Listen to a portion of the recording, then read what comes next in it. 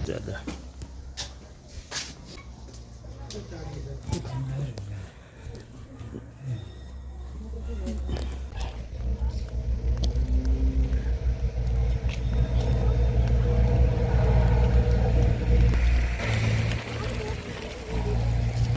नमस्कार, मैं चंद्रशेखर जोशी।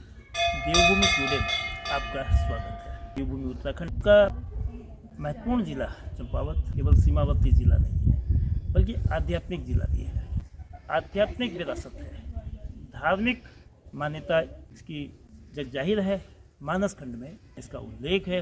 बालेश्वर धाम, बालेश्वर धाम के इतिहास के बारे में, इससे पहले कि हम बालेश्वर वार्ड के राजनीतिक परिदृश्य पर चर्चा करें, बालेश्वर धाम की महत्ता, उसके आध्यात्मिक स्वरूप, उसकी ऐतिहासिकता और उसके मौजूदा स्वरूप पर जानकारी देने के लिए हमारे साथ महंत पवन गिरी जी हैं। ये बताना भी ज़रूरी है कि एक दौर था जब कैलाश मानसरोवर की यात्रा जब होती थी, उसका ये एक पड़ाव भी होता था। प्रथम पड़ाव, पहला पड़ाव था।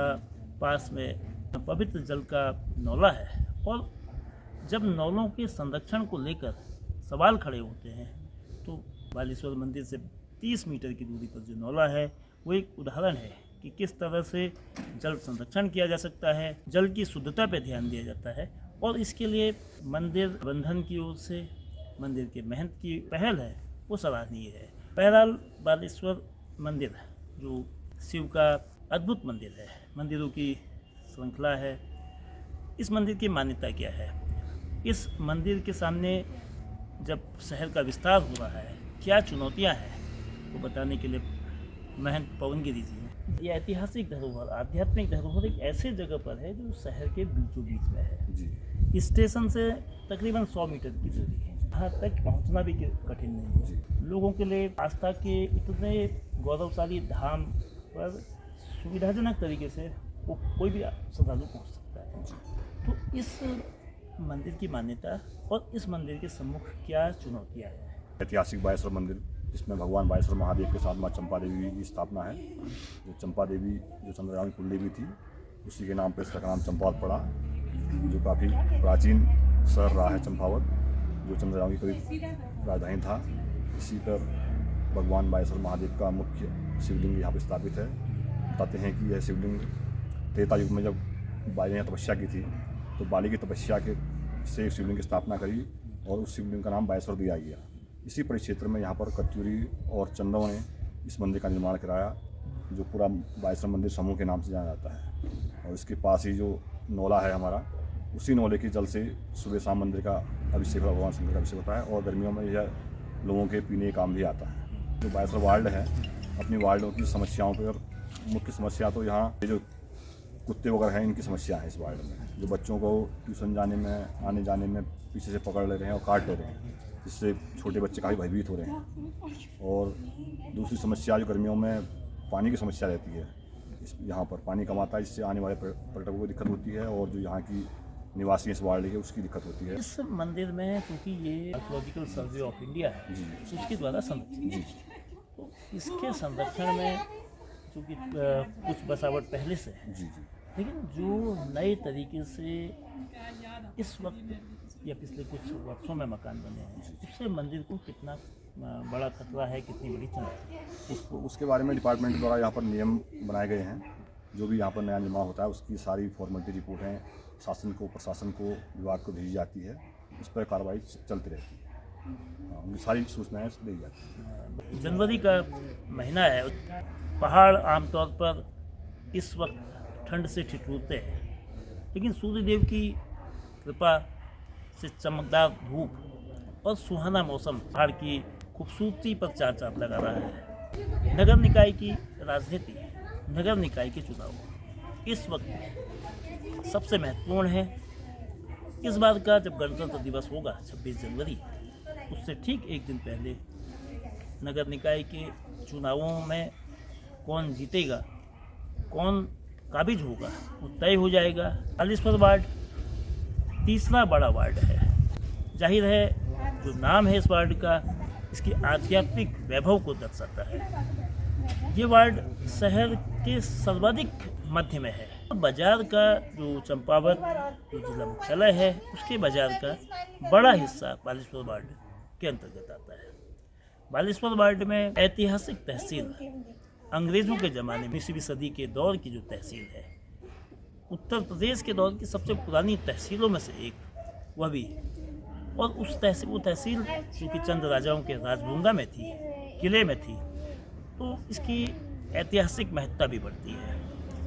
इतनी खूबियाँ, इसका पुराना बाजार, उसकी इतिहास गौरवपूर्ण अतीत को बताता है। लेकिन आज की परिस्थितियाँ, 21वीं सदी का तीसरा दशक, क्या हाल है? इस वार्ड में सीधा मुकाबला है पूजा वर्मा और सुमन वर्मा के बीच। सुमन वर्मा और उनके चुनाव की कमान उनके बेटे तुषार वर्मा ने संभाली है।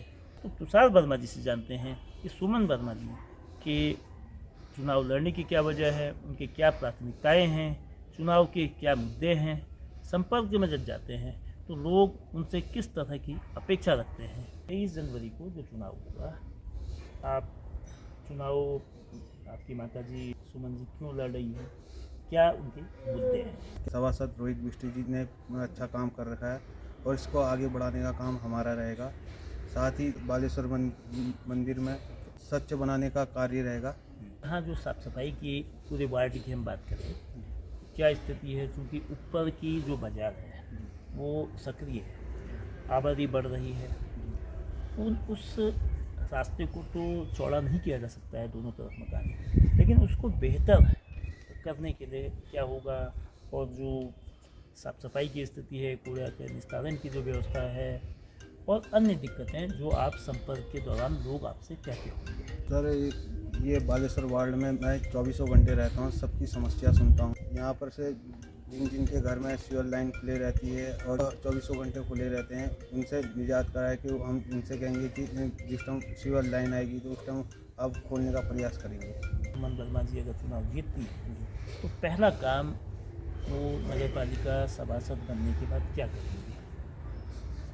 सभासद बनने के बाद सबसे पहले हम सबकी समस्या सुन के घर में घर जाकर उनकी समस्या सुन के उनका काम करेंगे। जो वार्डों में जहाँ कूड़ा गिर रहा है वहाँ हम 24 घंटे सफाई करवाएंगे। रात दिन में सब चीज़ कर के वो करेंगे। बालेश्वर वार्ड ऐतिहासिकता, आध्यात्मिकता और अपने व्यापारिक व्यस्तता की वजह से जाना जाता है। तमाम महत्वपूर्ण कारोबारी गतिविधियां इस क्षेत्र में होती हैं। राष्ट्रीय राजमार्ग से लगा हुआ है। पुरानी बाजार, खड़ी बाजार इस क्षेत्र की विलक्षण विशेषता थी, उससे ही जुड़ा हुआ है। ऐतिहासिक राजभूंगा, तहसील कार्यालय और खड़ी बाजार में तमाम बैंक हैं। सबसे बड़ा बैंक स्टेट बैंक भी वहाँ है, Punjab national bank, district cooperative bank आदि आदि। व्यापारिक गतिविधियों के लिए जाना जाता है। इस वार्ड से जो बालेश्वर वार्ड है, सीधा मुकाबला है सुमन वर्मा और भारतीय जनता पार्टी की पूजा वर्मा के बीच।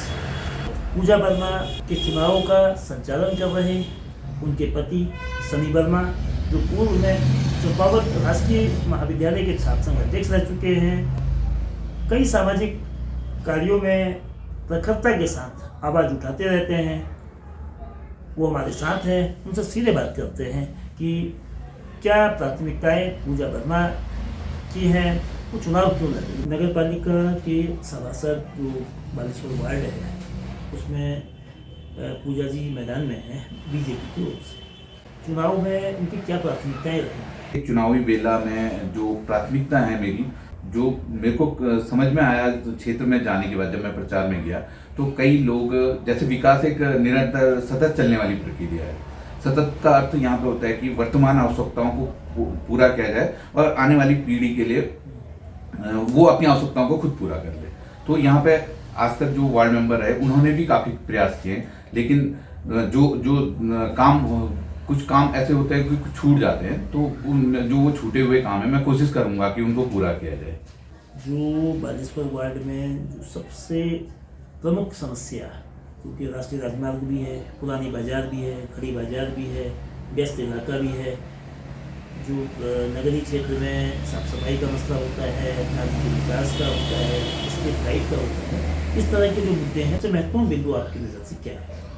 देखिए, जो आप समस्या बता रहे, सारी की सारी समस्याएं ज्वलंत समस्याएं हैं। कहीं पे लाइट की प्रॉब्लम है तो कहीं पे नाली चौक होने की प्रॉब्लम है, कहीं पे सकरे रास्ते की प्रॉब्लम है, तो अलग अलग जगह पे अलग अलग समस्याएं हैं। ये वार्ड है, नेशनल हाईवे से जुड़ा हुआ वार्ड है, तो यहाँ पे पार्किंग की समस्या व्यापारी के लिए भी होती है, क्योंकि अगर किसी व्यापारी के आगे गाड़ी लगाई जाए तो उसे भी दिक्कत होती है। वो सामने वाले से बोलता है कि आप गाड़ी हटाइए, तो अब उसका ग्राहक हो तो ठीक है, अगर वो वैसे ही लगा के जाए, 4 आदमी लगाए, तो व्यापारी वर्ग के लिए भी दिक्कत आती है। तो ये पार्किंग की समस्या है, इस पे जनता मेरे को आशीर्वाद देती है या हमें आशीर्वाद देती है, तो इस समस्या से निजात दिलाने की कोशिश करेंगे। ये वार्ड ऐतिहासिक है, इसमें राजगुंगा का किला है जिसको म्यूजियम बनाने की कोशिश की गई थी, और दूसरा इसमें एक हेरिटेज स्ट्रीट जो पुरानी बाजार है उसमें पुरानी सदी के मकान हैं, उनको एक रंग में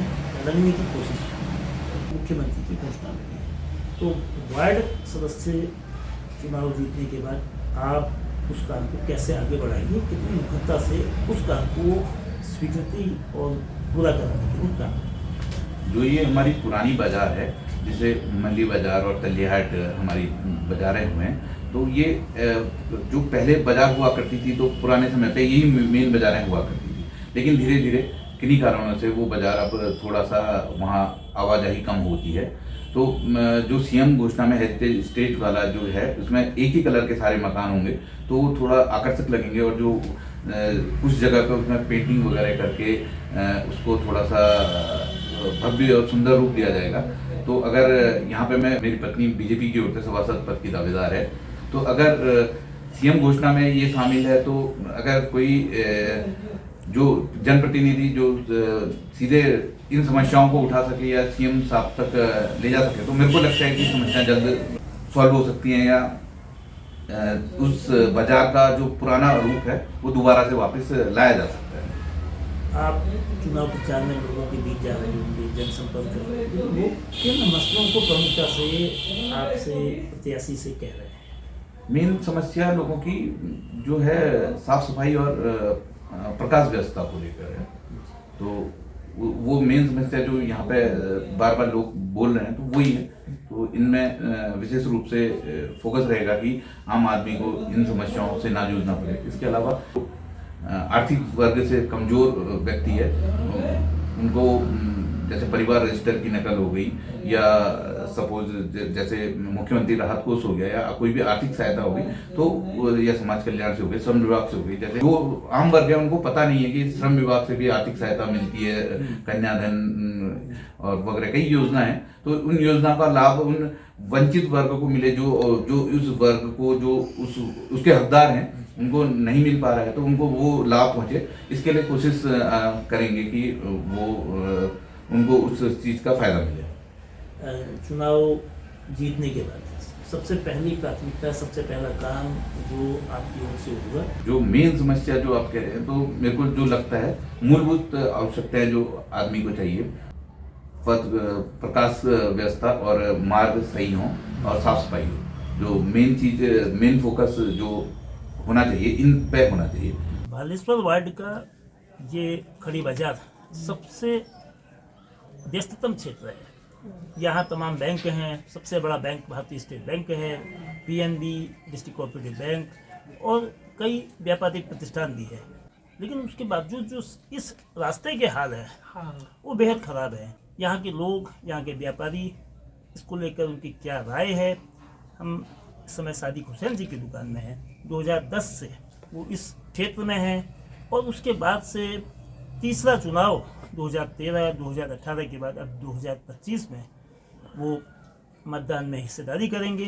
तो क्या दिक्कतें हैं, क्या उनकी प्राथमिकताएं हैं, उसी के बारे में। अब नगर पालिका के कुछ दिन बाद चुनाव है जी, यहाँ की समस्याएं क्या हैं, क्या दिक्कतें आप महसूस करते हैं?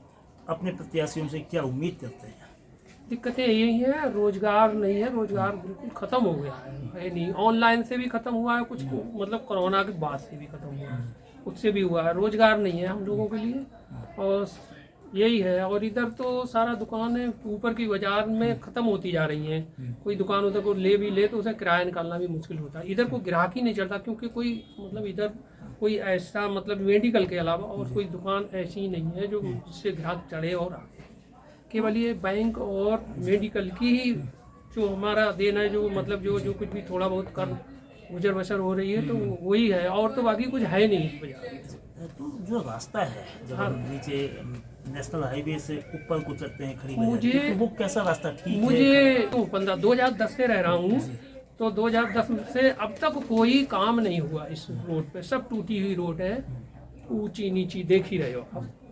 रोड की बहुत मतलब समस्या है, रोड की भी है। तो आपने तो कई बार वोट दिए, जी, आपसे तो जो प्रत्याशी होंगे, राजनीतिक दल होंगे, उन्होंने वादे भी किए होंगे, कितने आश्वासन पूरे हुए? उनका पुराना परफॉर्मेंस कैसा रहा जो लोग पहले प्रतिनिधि थे? तो अपने हिसाब से कराते हैं। अब ये है कि रोड का ये नहीं हुआ है तो फिर मतलब ये थोड़ी बहुत समस्याएं हैं। अब आप आगे क्या उम्मीद करेंगे जब जो नए नगर पालिका बोर्ड बने? हाँ, तो अगर नया बोर्ड बने तो लोग यही है, रोड का भी थोड़ा विकास कराना चाहिए। नाली निकास की स्थिति कैसी? नाली निकास की स्थिति बहुत खराब है, यहाँ पे नाली भी बननी चाहिए। रुपया वाहन सीधे ऊपर तक आते हैं, यहाँ तक आते हैं, तो इससे आवाजाही में कोई दिक्कत है या सहूलियत है? खतरा है या खतरा नहीं? खतरा ही हुआ बाइकों से ना, क्योंकि एकदम मतलब जो है खड़ी है, थोड़ा तो खतरा ढलान है। और उतार और चढ़ाव हाँ। तीखा। हाँ, बालेश्वर वार्ड की जो सरहद है वो टनकपुर पिथौरागढ़ राष्ट्रीय राजमार्ग से लगी है और विविध किस्म के कारोबारी गतिविधियां यहाँ होती है। लेकिन इस वार्ड की हालत क्या है? 23 जनवरी को नगर पालिका में अध्यक्ष और सभासद के लिए चुनाव होगा, और इसको जानने के लिए हम इस वक्त राय क्लॉथ सेंटर में हैं, जो भगवत राय साहब से बात करेंगे। 2 बार के नामित सभासद हैं। बालेश्वर वार्ड की क्या स्थिति है, क्या समस्याएं हैं, क्या सुविधाएं पिछले सालों में मिली है? सर, समस्याएं तो समस्या ही हैं। मतलब हर बार भी हम ऐसे व्यक्ति को चुनते हैं जो शहर का विकास करे, लेकिन वो विकास भरपूर नहीं हो पाता है। और इस बार हमने स्वच्छ और साफ सफाई वाले अपने मेंबर को और सभासद को चुना है, सब लोगों की राय लेके। और उसने आश्वासन भी दिया है हमको कि नालियाँ बननी है, और सबसे मेन चीज़ तो हमने कहा भैया सिविल लाइन का करो, जैसे भी हो मिलके। मेन समस्या चंपावत की सिविल लाइन, और नालियाँ बिल्कुल चौक हो जाती है, 5-6 महीने में नंबर आता है, सब बदबू आने लगते हैं। कस्टमर लोग भी कहते हैं यहाँ तो बदबू आ रही है, वो आ रही है, और 6 महीने सफाई का दौर आता है यहाँ पे। तो हमने अपने मेंबर से ये कहा भैया पहले आप काम में ध्यान दो। नगर पालिका अध्यक्ष के लिए 3 प्रत्याशी हैं, तो आप की प्रत्याशियों से क्या उम्मीद रहेगी? और पूर्व के प्रत्याशियों का जो 2 कार्यकाल हुए हैं, प्रकाश तिवारी और विजय वर्मा जो अध्यक्ष रहे हैं नगर पालिका के, तो उनके कार्यकाल से आप कितना संतुष्ट हैं और क्या उम्मीदें हैं अपने जो पालिका अध्यक्ष पद के प्रत्याशियों से? पालिका साहब आए गए, सब अपने अपने उसमें रहे, किसी ने विकास के बिल्कुल ध्यान नहीं दिया। आए भी तो छोटे मोटे काम किए होंगे, उनने अपना समय बिताना शुरू कर दिया।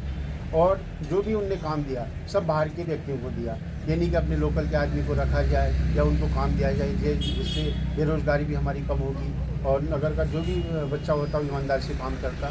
इस वजह से हमें उनका कार्यकाल कोई अच्छा नहीं लगा। तो जब नया बोर्ड बनेगा तो आप सबसे पहले शहर में आपके अपने वार्ड में और चंपावत में क्या काम होता हुआ आपकी प्राथमिकता है? ये काम सबसे जरूरी? मेरी तो सबसे पहली प्रार्थना यही है, मैंने अध्यक्ष साहब से भी कहा है, जो भी अध्यक्ष मेरे पास आए वोट मांगे, मैंने कहा भैया सबसे पहले आप सिविल लाइन का काम करिए। मेन समस्या वही है चंपावत की, और काम तो छोटे होते रहेंगे। और नंबर तो ये भी कहा है, एक सुलह शौचालय नहीं है यहाँ पे। लोग बार रोडवे स्टेशन में जाते हैं, उतनी दूर जाते हैं, कहीं पर भी एक छोटा सा करके अपना सुलभ शौचालय बना लीजिए। पश्चिम लोग इधर उधर भटकते रहते हैं। और दूसरी बात, लाइट व्यवस्था यहाँ की ठीक नहीं है, जिस समय 6 बजे जलती है और धुप करके फिर आधे घंटे बाद फिर बंद हो जाती है लाइट है। और नालियों का तो क्या कहना था, कोई हिसाब ही नहीं है। 6 महीने 7 साल में एक बार नंबर आता है, कर जाएंगे और वैसा छोड़ के गंदगी बाहर चली जाएगी। और चूना ये आपका जो पाउडर रहता है वो बिल्कुल नहीं पड़ता है नालियों में, जिससे आपके कीड़े मकोड़े ये मर जाए। उसकी वजह से ज़रा रोग ये इसका भय रहता है होने का। हमने आने वाले नगर पालिका जो भी बने हमारी तरफ से उनसे यही मांग की भैया सब हम नगर को देखें। हमारे साथ प्रमुख दवा विक्रेता हरीश चंद खरकवाल साहब हैं। इस क्षेत्र की क्या समस्याएं हैं? 23 जनवरी को जब मतदान होगा नगर निकाय के वार्ड सभासद और नगर पालिका के अध्यक्ष का, तो क्या मुद्दे होंगे, क्या समस्याएं होंगी, उनसे सीधे बात करते हैं। खरकवाल साहब, जो बालेश्वर वार्ड एक बहुत पुराना वार्ड है और खड़ी बाजार के साथ साथ पुरानी बाजार भी है।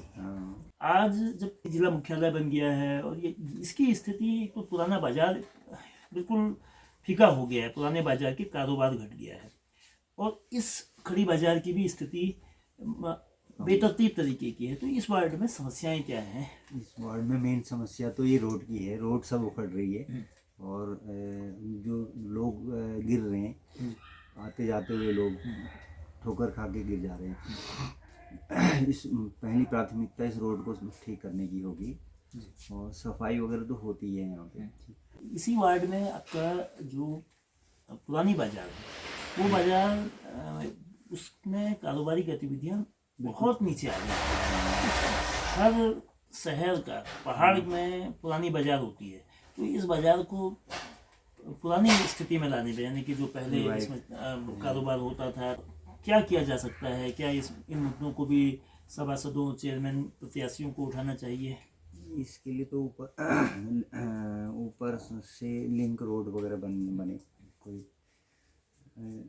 और चौड़ी रोडें बने तभी हो सकता है। और जो पिछले कार्यकाल रहा, 2 बार का 2013 से 18 और 2018 से 2023, तो 2 कार्यकालों में पालिका अध्यक्षों ने और सभासदों ने इस क्षेत्र में कितना काम किया जो लोगों की अपेक्षाओं के अनुरूप था या उससे वो पूरा नहीं था? एवरेज ही रहा। मतलब जो स्ट्रीट लाइट है, साफ सफाई है, स्ट्रीट लाइट तो ठीक रही। रोडों की वो मतलब मेंटेनेंस, मरम्मत वगैरह नहीं करी उन्होंने। मतलब मुख्य रूप से जो नेशनल हाईवे से खड़ी बाजार तक जो आवाजाही के लिए जो सड़क है वो बहुत बुरी स्थिति में है और उससे न केवल वाहन बल्कि पैदल चलने वालों को भी लड़खड़ाने का, गिरने का, पैदल वाले गिर जाते हैं। और ये मेन नगर की स्थिति है, मेन मार्केट। हाँ, मेन मार्केट की स्थिति है, तो इसमें सुधार होना। बालेश्वर वार्ड ऐतिहासिक, आध्यात्मिक महत्व ही नहीं, प्रशासनिक रूप से भी समृद्ध तमाम दफ्तर हैं। इस वार्ड में सबसे बड़ा बैंक भारतीय स्टेट बैंक की शाखा है, पंजाब नेशनल बैंक, चंपावत तहसील और चंपावत सब डिवीज़न का जो हेडक्वार्टर है, एसडीएम का ऑफिस और तहसीलदार का कार्यालय, दोनों बालेश्वर वार्ड में ही है। इन सबसे अधिक महत्वपूर्ण बालेश्वर धाम, बालेश्वर मंदिर, जो पौराणिक मान्यता का मंदिर है। पुरानी बाजार, खड़ी बाजार चंपावत की एक खास पहचान हुआ करती थी। तमाम स्थितियाँ अब धीमे धीमे बदल रही हैं। मल्लीहाट का जो पुराना बाजार है वो तकरीबन सन्नाटे में डूबा रहता है। कारोबारी गतिविधियाँ एकदम शून्य की स्थिति में है। 1872 की तहसील चंपावत है और 2014 में इस तहसील परिसर में एसडीएम का कार्यालय भी खुला, यानी कि एसडीएम का पद भी उसके बाद सैंक्शन हुआ। एक तरह की समस्याएं लोगों ने बताई। नेशनल हाईवे से लगा जो बाजार है उस पर पार्किंग की सुविधा की कमी है। वाहनों के खड़े करने के लिए स्थान नहीं होने से कारोबार प्रभावित हो रहा है। खड़ी बाजार में बेतरतीब वाहन है, उससे उस जगह की व्यापारिक गतिविधियां प्रभावित हैं। इस पूरे क्षेत्र में साफ सफाई की स्थिति अन्य वार्डों की तरह कहीं ठीक है, ज़्यादातर जगह हालात सामान्य भी नहीं है। कूड़ा करकट है, कूड़े को यानी कि सफाई के निस्तारण की बहुत मुकम्मल व्यवस्था नहीं है। स्ट्रीट लाइट को लेकर भी अपनी जगह, अपनी तरह से समस्याएं हैं। लोगों का कहना है कि स्ट्रीट लाइट अधिकतर जगह है, लेकिन उन स्थानों में जब वो ख़राब होती है तो उसको रिप्लेस करने में, उसको ठीक करने में समय लगता है। सड़कों के निर्माण, गलियों के निर्माण हुए हैं, लेकिन गुणवत्ता को लेकर सवाल है। अधिकतर जगह टूट गए हैं, यानी कि धन का दुरुपयोग हुआ है, ऐसा भी लोगों का मानना है। हालांकि नगर पालिका का वो वार्ड जहां एसडीएम और तहसीलदार का दफ्तर है, लोग अपेक्षा करते हैं कि निर्माण टिकाऊ होगा, लोगों की ज़रूरतों की अनदेखी नहीं होगी, नगर पालिका सामान्य नागरिक सुविधाएं मुहैया कराएगी। लेकिन अब तक ऐसा होता हुआ नहीं दिखा है। 2013, 2018 2 बार नगर पालिका के चुनावों में लोगों ने वोट दिए हैं, लेकिन उन वोटों को देने का, प्रतिनिधियों को चुनने का उनको वो लाभ नहीं मिला है। अपने प्रतिनिधियों से अधिकतर लोग संतुष्ट नहीं है। ये बात ज़रूर है कि वो ऑन कैमरा इस बात को कहने से बचते हैं। 5 साल पहले क्या काम हुए, 5 साल पहले जो आश्वासन दिए गए, और 5 साल बाद 18 से 23 के बाद की जो स्थिति है, उसको तोलने पर लोगों को लगता है कि वादे ज़्यादा हुए हैं और वादे ज़्यादा, काम कम। 23 को जब वो वोट करेंगे तो उनके सामने पूर्व के प्रत्याशियों के द्वारा किए गए दावे, उनके द्वारा किए गए काम, उनकी नाकामी, उनकी कामयाबी, इन सब का हिसाब किताब को लेकर जो उम्मीदें उनकी है, क्या ऐसी स्थिति में वो पुराने प्रत्याशियों को अपना विश्वास देते हैं या नए प्रत्याशियों पर एतबार करते हैं, इसका इंतजार रहेगा। लोग कुल मिलाकर अपने प्रतिनिधियों से बहुत संतुष्ट नज़र नहीं आते हैं। इस बार का चुनाव बेहद दिलचस्प होगा, लेकिन कितना लोगों की उम्मीद पर खड़ा होगा। क्या जो आश्वासन, जो वादे इस दरमियान में किए जा रहे हैं, उन पर लोग भरोसा कितना करेंगे, नहीं करेंगे। एक बात ज़रूर है कि विभिन्न प्रत्याशियों को बार बार वादे करना और वादा खिलाफी करना, इस प्रवृत्ति को छोड़ना होगा। 15 दिन के चुनाव प्रचार में सब जवाब आसमान से तारे तोड़ने सरीखे होते हैं, लेकिन नाली की सफाई, निकास व्यवस्था की बात, सीवर का मामला, पार्किंग की सहूलियत, स्ट्रीट लाइट की सुविधा, अच्छे रास्ते, टूटे फूटे रास्तों को की मरम्मत के साथ साथ गुणवत्ता युक्त काम जैसे जरूरी काम की अब तक अनदेखी होती रही है। क्या आगे भी ऐसा होगा या उसमें बदलाव होगा?